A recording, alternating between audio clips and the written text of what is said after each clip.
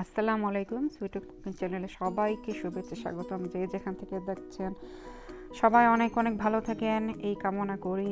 আমাদের এখানে হচ্ছে লকডাউন, সো গাড়িতে ঘোরা ছাড়া আসলে এরকম কিছু করার নেই।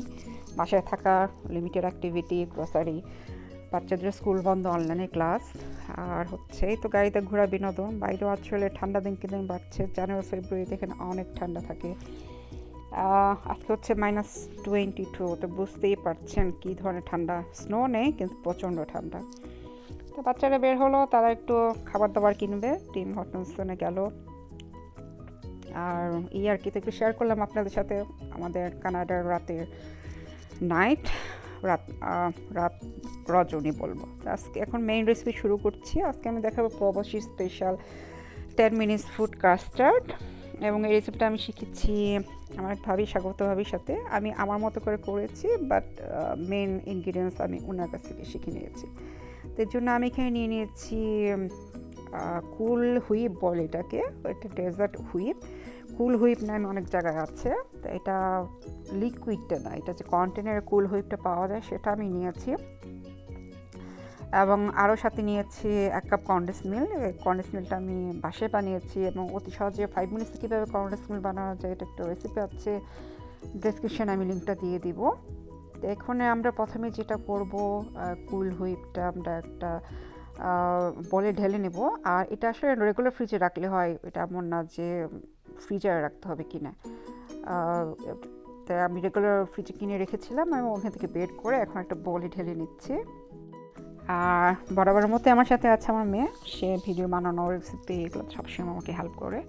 তা আমি এখন একটা বোলে ঢেলে নিয়ে এটাকে খুব ভালো করে মিক্স করে নিচ্ছি, এবং এটাকে খুব ভালো করে আসলে বিট করতে হবে, এবং ভালো হুইক্স দিয়ে বিট করতে হবে। This is the main thing. এটা ব্লেন্ডার ইউজ করা যাবে না।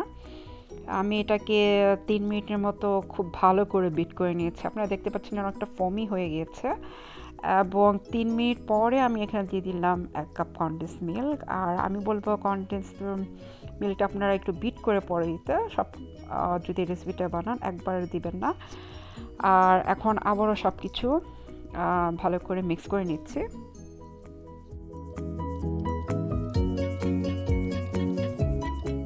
তো মিক্স করার পরে আমি একটু সুইটটা চেক করে নেব, এবং আমি কন্ডেন্স মিল্ক অল্প একটু কম দিয়েছিলাম, মনে হলো যে বাকিটা দিয়ে দেওয়া লাগবে।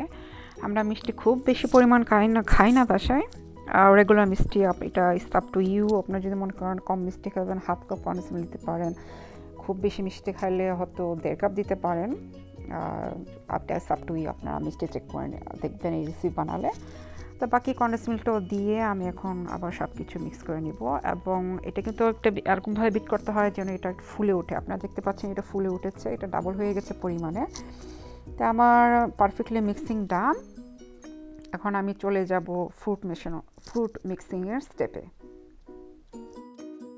তো আমি এখানে নিয়ে নিয়েছি আমার ইচ্ছে মতো ফল, এটা সম্পূর্ণ আপনাদের উপরে। আপনার চাইলে ক্যান ফ্রুটস ইউজ করতে পারেন। আমি নিয়েছি কমলা, স্ট্রবেরি, বানানা, আর নিয়েছি শ্রেডেড কোকোনাট, নারকেল কুড়োনো। প্যাকেটে নিয়েছি আমি রেডিমেড। আর নিয়েছি কিছু চেরি ফল, আর নিয়েছি ওয়ালনাট। ভাবি বলেছেন ওয়ালনাটটা দিলে নাকি টেস্ট খুব বেড়ে যায়, তো আমি ওয়ালনাট কিনে এনেছি। আপনারা চাইলে ওয়ালনাটের পরিবর্তে পেস্তা দিতে পারেন, বাট সত্যি আমি যখন টেস্ট করেছি আমার কাছে আসলে খুবই ভালো লেগেছে ওয়ালনাট দিয়ে। ইটস আপ টু ইউ, আপনারা বাদাম লাইক করলে দিতে পারেন, বাদাম অ্যালার্জি থাকলে কিংবা লাইক না করলে নাও দিতে পারেন, কিংবা পেস্তা দিয়ে করতে পারেন। তো আমি একে একে এখন সবগুলো এটাতে ঢেলে দিচ্ছি, এবং দিয়ে এখন একটু ভালো করে এটাকে মিশিয়ে নিব সব কিছু একসাথে। তো ভিউয়ার্স, আপনারা আশা করে দেখতে পেরেছেন যে এটা আসলে খুব বেশি সময় লাগে না। বিট করতে আমার লেগেছে 3-4 মিনিট। ফ্রুটসগুলো আগে কেটে নিয়েছি, মিশিয়ে দিলাম।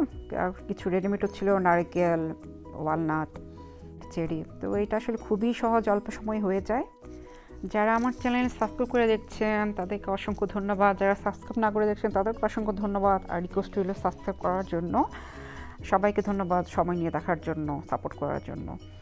আর এখন আমি চেরি সেটা মিশিয়ে দিলাম, এটা আগে মিশিয়ে নিয়ে আগে অন্যগুলো মিশিয়েছি।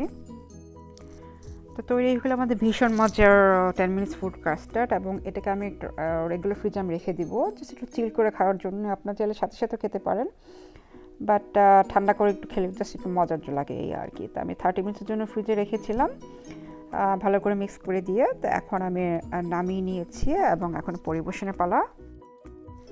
আর আপনাদের কমেন্টস পড়তে আসলে আমার খুবই ভালো লাগে। প্লিজ কমেন্টস করবেন, লাইক করবেন, শেয়ার করবেন, আর কী ধরনের রেসিপি দেখতে চান জানাবেন। আমি অবশ্যই চেষ্টা করবো অ্যাজ সুন অ্যাজ সেই রেসিপি নিয়ে আসতে।